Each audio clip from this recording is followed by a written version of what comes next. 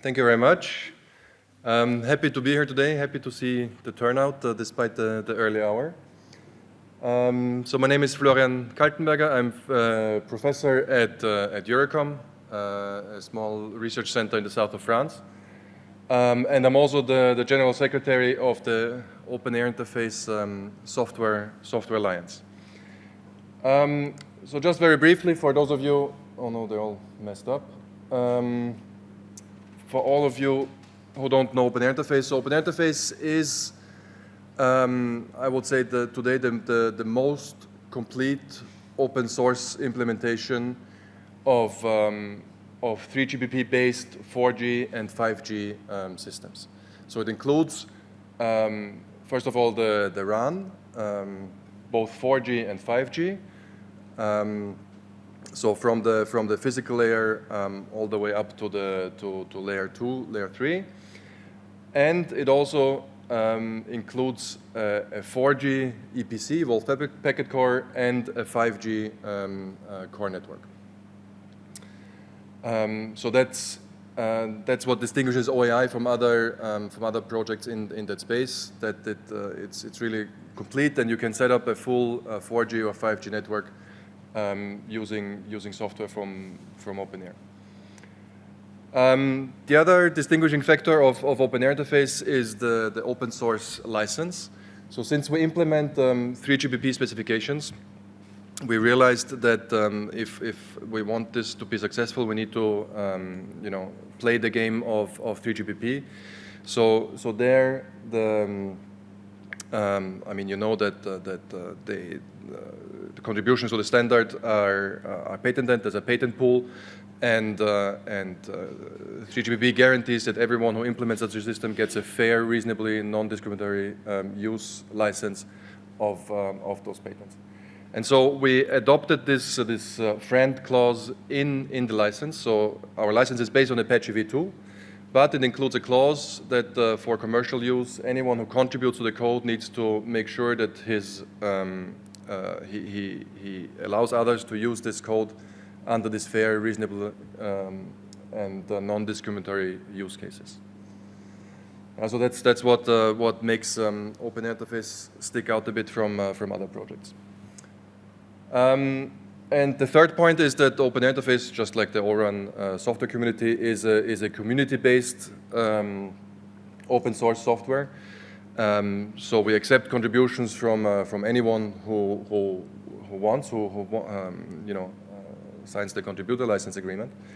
And today, OpenAirInterface is managed by the OpenAirInterface Software Alliance. So that's a organization that was created by EURECOM to support the growing interest in OpenAirInterface. And you can see here the strategic members that we have today, which all support the alliance, and their contributions in turn makes it possible that we guaranteed some code quality. We have continuous integration, continuous deployment. And now there's even happening some feature development even within the OpenAirInterface Software Alliance. All right, so OpenAirInterface exists since a long time, since before ORAN. So it even started with 3G, but it became successful with 4G. So ORAN came much later to the picture, but we realized a few years back that. No, but this is all messed up here. Nobody can read that. Can I have the original slides, please? Sir? Is that possible?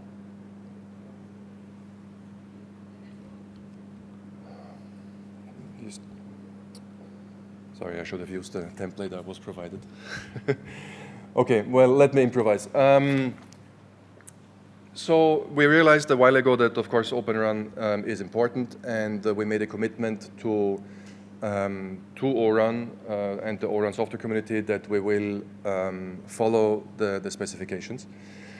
As it was noted earlier, as you might have realized earlier, that in the ORAN software community today there's no complete solution for DU and CU. So the idea is to prepare OpenAirInterface, to get it ready, to integrate it into ORAN and into the ORAN software community. So today, historically, OpenAirInterface works with software-defined radios like the USRP that you see down there, which you can see as a kind of split 8 implementation. We also support eCPRI, so there are some radio units, some split 8 radio units that use eCPRI, so we support that. And we're currently working hard to get the front haul, the 722 front haul ready. The complete CUSM plane integrated in OpenAirInterface such that we can work with commercial ORUs. So we've done some initial experiments with Benetel, and we're currently integrating with others, and we're participating actually in the ORAN Plugfest together with Viavi to test exactly that functionality of OpenAirInterface. We also have already today we can split OpenAirInterface into a CU and a DU. So historically it was a monolithic block, just a G0B. But we have the F1 interface is there too, which is important for ORAN. And so, excuse me. And is it okay?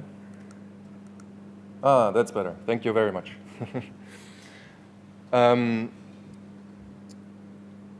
So we have the CU-DU split we have today, and we're also working hard to get the E1 interface, so to split even more the CU into the CUU and CUC. And we also have a first version of actually there are 2 versions today of the E2 interface, which will eventually converge to one and make both CU and DU compatible with any ORAN compliant rig. Okay, a little bit more on that in a minute. And we also made a commitment to implement the O1 interface. Excuse me, there's a typo here. That's the O1 interface to the non-real-time rig. So that's something that will come next year.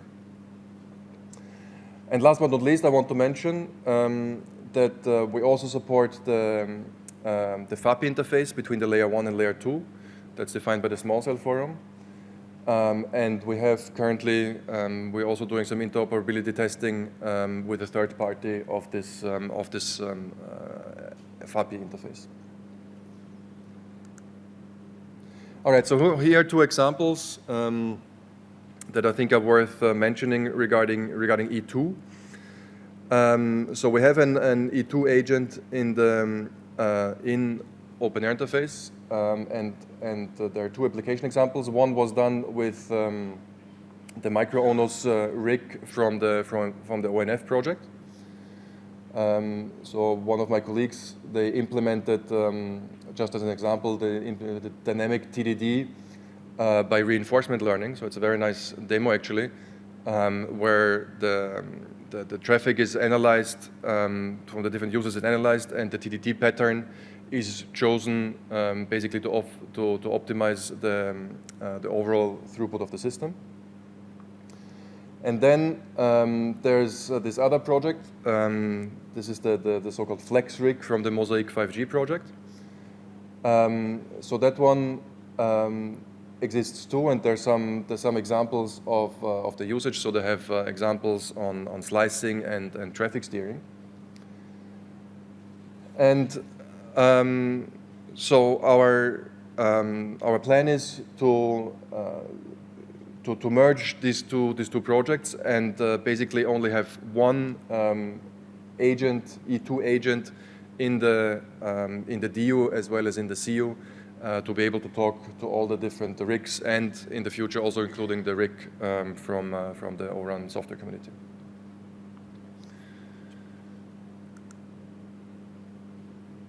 All right.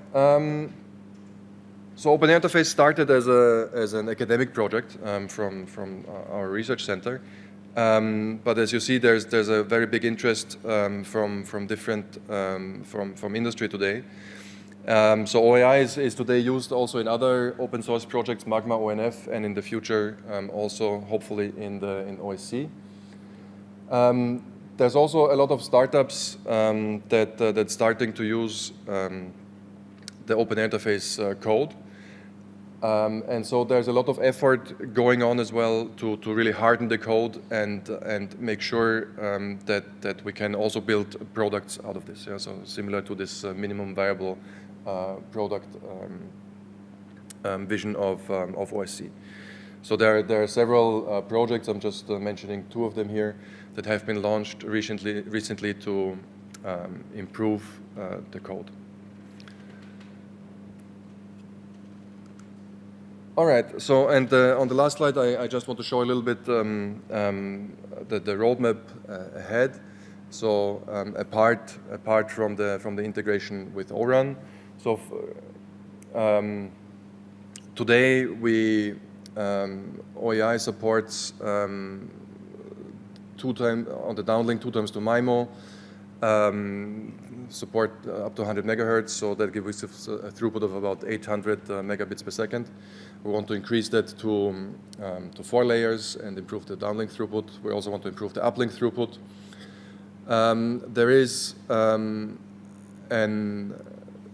we also have contributions that implement support for non-terrestrial networks, and that's quite an interesting feature actually. So there are actually trials ongoing right now where you have an OpenAirInterface link over a satellite in space. That's quite exciting. We're working on frequency range 2 interoperability and also support for URLLC, so to bring down the round trip time of to 5 milliseconds in the first instance, and then later on to 2 or even 1 milliseconds next year.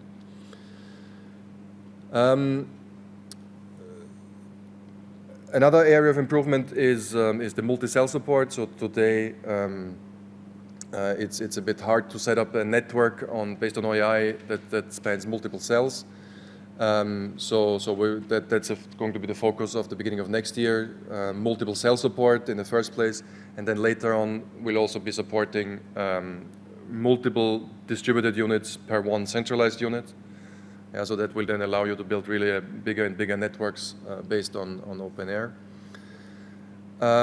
We also started a project, I forgot to mention in the beginning. OpenAirInterface also includes a very basic implementation of a user equipment. So you can use the software also to implement the user equipment together with a software-defined radio.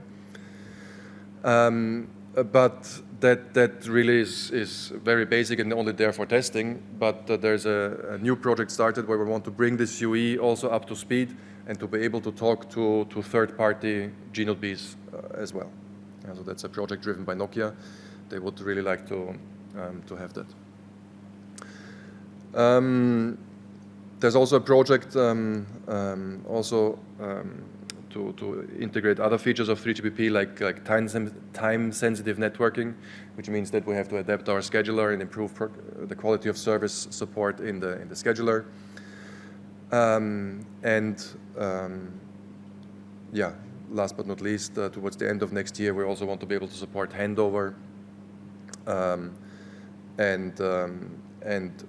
interoperability with third-party GNODB. All right, that's what I have prepared for today. Thank you very much for your attention. Okay, thank you, Professor Florian.